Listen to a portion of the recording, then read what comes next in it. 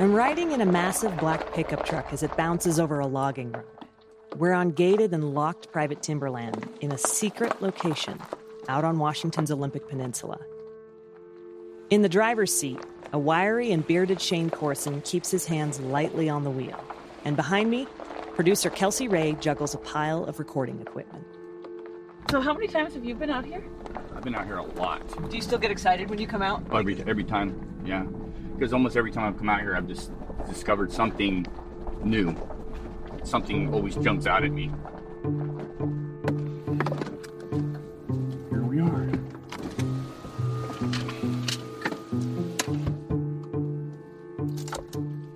We're about to plunge through the underbrush, scouting for signs of a creature that I'm betting all of us have heard about, but aren't sure if it actually exists.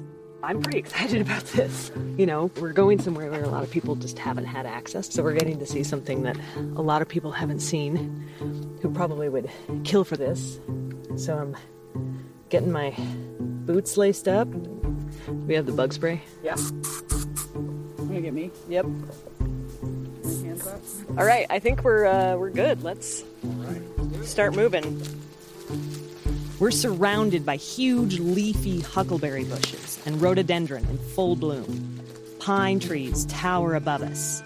It's gorgeous, but there's no time to take in the scenery as we're trying very hard to keep up with Shane. He's your textbook mountain man, wearing head-to-toe camouflage and carrying all the right outdoor gear. He's one of 2 people with a key to get into this area. In fact, he's one of the few people who've even seen what we're about to see. It's taken me a year to get to this place. Countless trips to the Pacific Northwest, tons of interviews, building rapport, developing trust. And right now, I'm about to see something that could change everything. Whoa, you can see where it's like, Whoa. This is what I expected. yeah. This is what I was, finally something is living up to my expectations. This is crazy. Shit, Shane.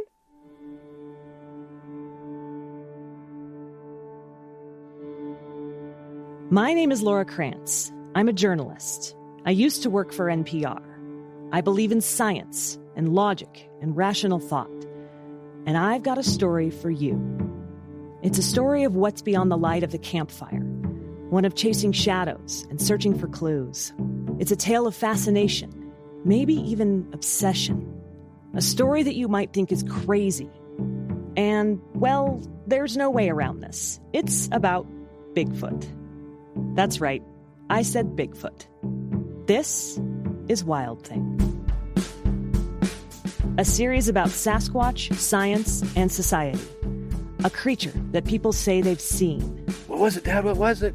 And I said, I think we just saw a Bigfoot. Extremely fast, very muscular. I could see the back end of the larger ones, and it was nothing but muscle. This huge, muscular, hairy-covered thing walking like a human being. And the story of those who are searching for it. More than all of this, it's about why we want to believe so very badly that something like Sasquatch is out there. I'll come back to what we saw in the forest, and we'll hear more from Shane. But first, let's talk about why I'm out in a tick-infested forest to begin with. Because until very recently, Bigfoot was just a piece of American folklore to me. A fun story to tell on a dark night around a campfire. And the people who swear that Bigfoot's real, well, they're just crazy, right? I mean, they're on the front page of the tabloids talking about how UFOs brought Bigfoot to this planet, or that they'd given birth to Bigfoot's baby. It's some pretty out there stuff. So Bigfoot was kind of a big joke in my mind. And then, in 2006, while flipping through the Washington Post, I found something that made me reconsider. This headline, read here by my husband, caught my eye. Using his cranium, Grover Krantz's last wish was to remain with his friends, and he has. Krantz, huh? Hey, that's my last name. So I read the article, which included some fun facts, like how this guy signed up to let his body decay at the Tennessee Body Farm, and then made plans for his skeleton to go to the Smithsonian, along with the bones of his 3 Irish wolfhounds. What a weirdo, I said to myself. I kept reading. And then, this. Krantz was a legend in anthropology circles, and semi-famous in the wider world, too, as the eccentric professor who drove around the Pacific Northwest with a spotlight and rifle, searching for Sasquatch. Wait, what? Is this for real? This dude was a professor, and he believed in Bigfoot? I mean, I know academics sometimes have strange passions, but imaginary creatures usually aren't among them. So now I'm really intrigued by this guy, and maybe a little embarrassed for him. Some Googling around brought up an old TV interview with Grover, talking about this very odd hobby. Well, I'm satisfied that this Bigfoot thing exists. Trying to make the case or argue for it on the present evidence is largely futile, but I'd like as much as possible to let the word out as to what I found out and what I'm doing. Whoa, this isn't some tongue-in-cheek thing. He's serious. He's really serious. On screen, he's got a bushy white beard, graying hair, and bright blue eyes hidden behind thick, nerdy glasses. He looks and sounds authoritative, like the tenured anthropology professor that he was. And well, if a guy with those kinds of credentials believes in Bigfoot, maybe it's more than just a myth. I kind of wanted to know more about this Grover Krantz guy and what drew him to Bigfoot. Was he a real scientist or some half-baked crackpot? And could we be related? He was born in Salt Lake City. I've got family from there. So I asked my dad. I knew he was Pop's cousin, but I don't remember if I knew anything about him at one time or not. Who asks my grandfather, who says, oh yeah, Grover. He was my cousin. He used to show up at the family picnics with calipers and measure everyone's head. That makes Grover my first cousin twice removed. Or maybe I'm his second cousin once removed. Whatever. That part doesn't matter. We are related, which pretty much seals the deal. I kind of have to look into this whole Bigfoot thing. But where to begin? I mean, I knew next to nothing about this topic. So I started with the most obvious question. Just what is Bigfoot? And I figured Grover's definition was as good as any. Bigfoot is a large, massive, hairy, bipedal, higher primate. You could describe it as a gigantic man covered with hair and being rather stupid, or an oversized, upright, walking gorilla. That's basically what I'd pictured.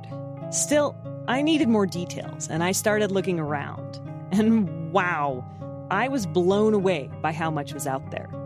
I mean, I'd seen Harry and the Hendersons. And then there was that super shaky 1967 footage of Bigfoot, striding through a forest clearing, looking back over its shoulder. Turns out, that Bigfoot has a name. It's Patty. And it is a she. Didn't know Bigfoot could be a lady? Neither did I. My friends, what I'm trying to tell you is that there is so much to learn about Bigfoot. Bigfoots. Big feet. What is the plural? I mean, this subject is a real rabbit hole and a deep one you could easily fall down and possibly never escape from again. And it became clear that while I was blithely living a Bigfoot-free existence, many, many people have been looking into this stuff for decades. The internet is awash with them. There are all these forums and chat rooms and pages devoted to Bigfoot, where people can share what they've seen, argue over what they know, and conveniently help me find answers to my questions. Like, what do they eat? They prefer pastries, fruit-filled pastries. Huh. So Pop-Tarts, or maybe Hostess fruit pies. Makes sense. Quick sugar, easy to carry. Okay, so how many are there? Probably 2,000. Whoa, really? 2,000? There's honestly more than one Bigfoot? All right, where do they sleep? Here's one theory. They might sleep in nests. And that's why I'm up in the Pacific Northwest, thrashing noisily in the underbrush. Right now, I'm going to take you to the primary nest site, okay. the original find, and then we can make decisions from there if we want to go anywhere else. The primary nest site. We're going to see a bunch of these nests. Shane is a member of the Olympic Project. a Bigfoot research group based here in the Pacific Northwest. And right now, they are the only ones with access to these nests. I'll tell you why in a minute. These aren't little itty-bitty birds' nests high up in trees. And they aren't bear beds either. This is what a bear bed will typically look like. Now, this is an old one, but what they'll do is they'll just scrape the bark. So, just scraping it right off the tree like this. Lay it out here and lay down. Nope. What we're seeing are way more elaborate. Big ground nests. Some of them are huge, 8, 9, 10 feet across. A human can comfortably lay down in them and even stretch out. They're woven with sticks and branches from the nearby plants. They've been sort of interwoven with each other. It really does look like a bird's nest. Mm-hmm. You would have been amazed when we first came down here. It's hard to fathom the amount of work and time that these weren't just slapped together. And they're like nothing he's seen before. They're very reminiscent of gorilla nests. This isn't a bear bed, an elk bed, a deer bed. These are nests. These are large constructed nests. And so that's what's fascinating to me, because I've never, in my many years of hiking and hunting and exploring, come across anything like this. He takes off down the trail again, pointing out broken branches that wound up as nesting material. All the huckleberry was snapped off, all the tips. You're saying like something came around and snapped off all the huckleberries? Snapped off all the huckleberry tips and stripped them clean. Like something had to have hands to snap this stuff. There was no teeth marks on the huckleberry. And some of this huckleberry is 2.5, 3 inches thick. It's hard to snap. And while Shane kind of dances around it, he, along with a handful of other people, think that maybe, just maybe, Bigfoot made these structures. We're not saying Sasquatch made these nests. We're saying we don't know what made these nests. It's unknown nests, unknown hair, unknown behavior. And to me, that's fascinating. So my goal is to get to the bottom of what made these nests. Wow.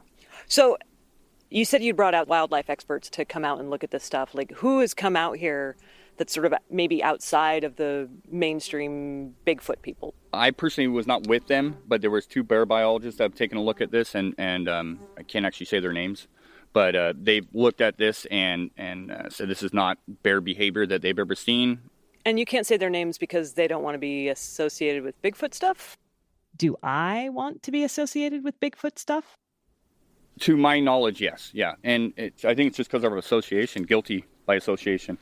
Why wouldn't science want to look at it? Something made this. You don't have to say Bigfoot made them. You didn't. We can't say Bigfoot made them. But something made these nests, and they're weird. They're just freaking strange. Why wouldn't you want to take a look at them? You know who would have loved to see them? Grover Krantz. And I know for a fact that he would have had no trouble getting access to this site. Because Grover wasn't just some random professor with a penchant for Sasquatch. He was, and is, kind of a big deal.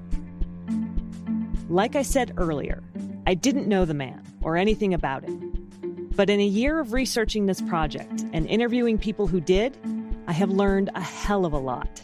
Which is why I'm spending a good part of the rest of this episode talking about Grover. In future episodes, I'm going to explore Bigfoot's science and evidence and lore. But I wouldn't be doing any of this if it hadn't been for Cousin Grover. For better or for worse, he's the reason we're here.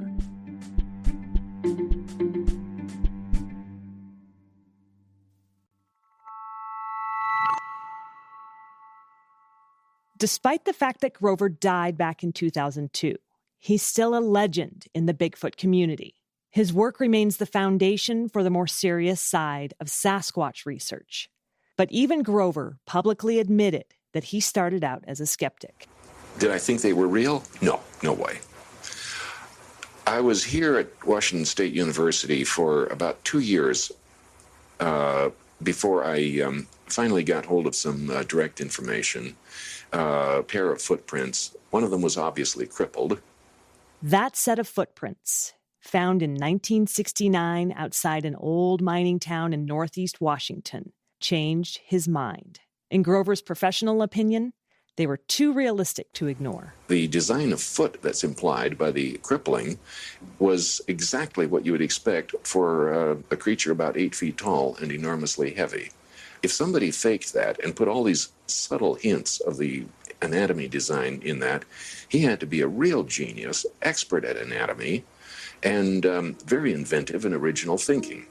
And so, with that, Grover threw himself into Bigfoot. He spent the remainder of his life looking, because he knew that while he considered Bigfoot to be a flesh and blood creature, he would need to provide concrete proof before the rest of the world would accept it as fact. His work in this topic, along with his academic credentials, made him the preeminent expert on Sasquatch.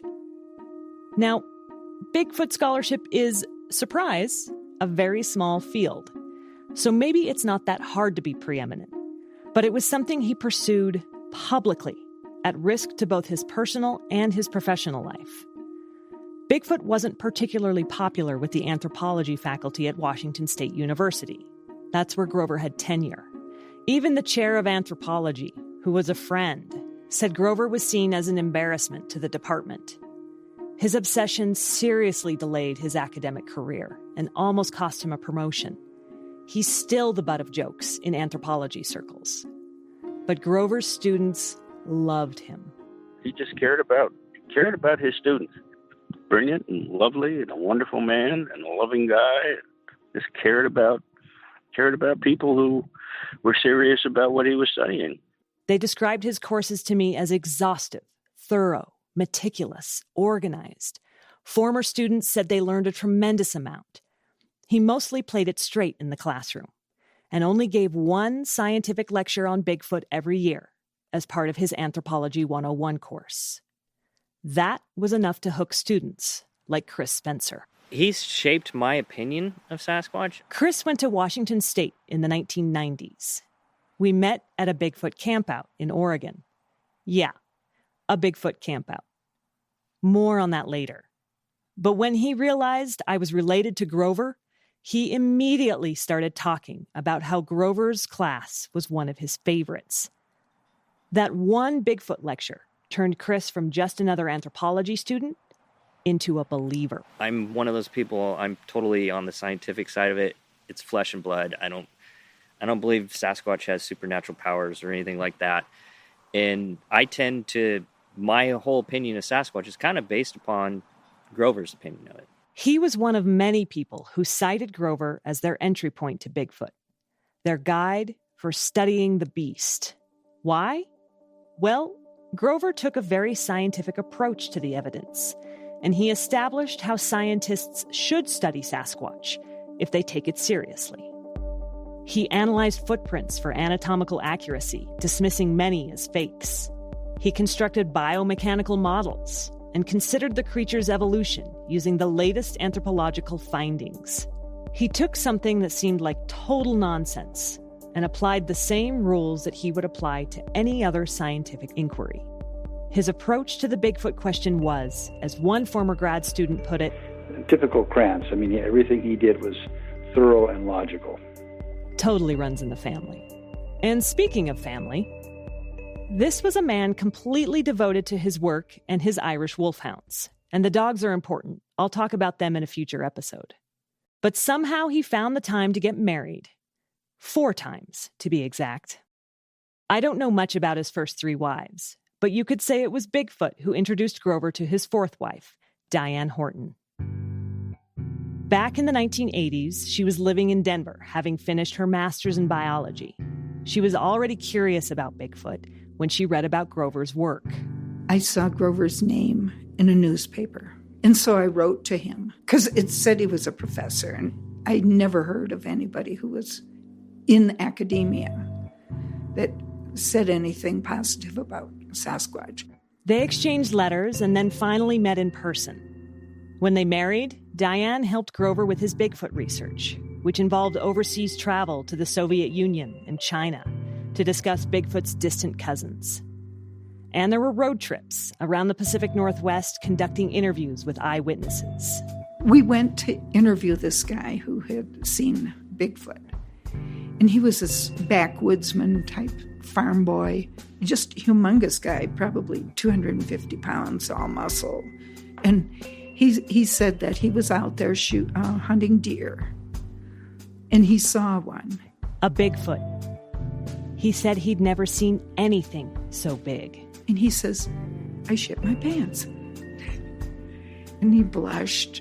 And it was like, wow, if that guy did that. She thinks that she and Grover collected about 20 of these eyewitness accounts. But Grover also got all these testimonials in the mail. Confessionals, they called them. Because the person would write, I'm 87 years old. I have to tell you what happened when I was 10. I've never told anybody before, but I have to get this off my chest. People who'd kept their experience a secret for decades. Maybe they were scared. Maybe they didn't want to be laughed at. But they all saw something that stuck with them. They believed. And he had hundreds of those letters. With a brief little story, I was out by the barn and this Bigfoot thing went by. Sadly, Grover didn't keep them. He just tossed them away. Because what he wanted was evidence and proof. And eyewitness accounts weren't enough. He was a scientist to the core. But you might not have known that from how he dressed. He always wore these safari jackets and the little, fisherman hat. So that gave him the idea that he was a hunter or something, rather than a professor. He didn't wear suits. A hunter who preferred sleeping in his own bed. But he didn't like camping in a tent. He didn't like a tent. He had his van all fixed up with a bed. And I wanted him to go, let's take a tent. We can go farther. But no, he didn't. I'm going to go out on a limb here and say it's probably going to be a little harder to find Bigfoot if you're not willing to spend a couple nights deep in the woods. I've talked to a lot of people about their Bigfoot sightings. You'll hear their stories in the upcoming episodes. But most of them were out in the wilderness somewhere, well off the beaten path. Bigfoot research groups, like the Olympic Project, which Shane is a member of, are largely made up of lifelong outdoorsmen and women. The serious Bigfoot guys seem to prefer living in the forest to sleeping in their own beds. They spend countless hours in the woods looking for evidence and signs. And those nests, well, they weren't found by some Sunday hiker who stayed on trail. It feels like it'll be a lot harder to get out going the other way. It always is, especially, you know what, if you're down here and it's pouring rain, which we've done a number of times, it's slick, you're getting smacked in the face with branches, you're getting gouged, you got bugs. It's not a place for, this isn't somewhere you come to go hiking. And if you really stop and just look around you start to get a feel of how kind of isolated this area is. How were these found? This gentleman's worked for a timber company, and he was out surveying a timber cut. And he came across these nests, and it floored him. He had never seen anything like this in his, 25, 30 years of hiking. We're half walking, half sliding down a wooded hillside, holding onto tree trunks to keep from falling. It's steep. We are off the beaten path here. Imagine this timber guy coming out here. In all his years, he's never come across anything like that, but to come across that, and they were fresh. These nests the huckleberry was still green, so something had been there. I think they guesstimated within a month, and he thought it was unique. The timber guy called up the Olympic Project and brought them out here, along with some agents from the Department of Natural Resources. And they found, I think, 5 more. And the timber company, they basically said, you know what, we'll give you guys, 4 or so years to work on this area and investigate. Eventually, we do need to log it. And we were the only ones with the key to the gate, and pretty much the only ones that come out here. So that, friends, is why Shane's got a key. And I know Shane from a Bigfoot expedition that you'll hear about in another episode. And knowing Shane means that producer Kelsey and I get to come out here, the only journalists who've been granted access to the site, and who get updates on what these guys are finding. It's partially because we promised not to take photos, but I'm pretty sure the last name Krantz helped too. After all, I'm Grover's kin. To be honest, Grover made me want to believe, and sharing a last name with him helped me get access to his world. It opened doors. I actually had one man bow down in front of me, saying that he studied in the, quote, Krantzian School of Sasquology. Other people wanted to know if I was carrying on the family legacy and adding to the body of Bigfoot research. I'm not. People have been searching for Bigfoot for decades, and I'm under no illusion that I'm going to find the big guy. I'm not even certain Bigfoot exists, but now, because of Grover, you could call me Bigfoot curious. And I've got so many questions, like, is it real? Why is it so elusive? And what do we do if we catch one? If they're not real, why does the myth persist? In other words, why do we want to believe? These are questions I can't ask Grover, so I'm going to interview scientists who have expertise in evolution. So some people believe Bigfoot is a long-surviving remnant of a species that was called Gigantopithecus from Asia. And talk to CEOs who use Sasquatch to sell their goods. Somebody owns a national trademark for coffee for using the term Bigfoot. So I switched it to the Sasquatch Coffee Company. Sasquatch Coffee. Have you tried it, Yeti? And join Bigfoot seekers on an expedition in the wilderness. Okay, I don't want to freak anybody out, but it literally looks like something standing behind a tree with a shoulder and a head. I'll parse through the evidence, like the findings from those nests. Talk to lots and lots and lots of eyewitnesses. And explore the psychology of belief. Since Grover is my entry point into all of this, I'm keeping his scientific approach at the heart of it. But I also want to tell the stories of the people who love and believe in Bigfoot. Looking at why people get so consumed by the search for this unknown creature, and why even the non-believers are fascinated. What does all this say about Bigfoot? And what does it say about us? In the end, we may not actually find anything, but I promise the journey will be pretty damn fun. Ready?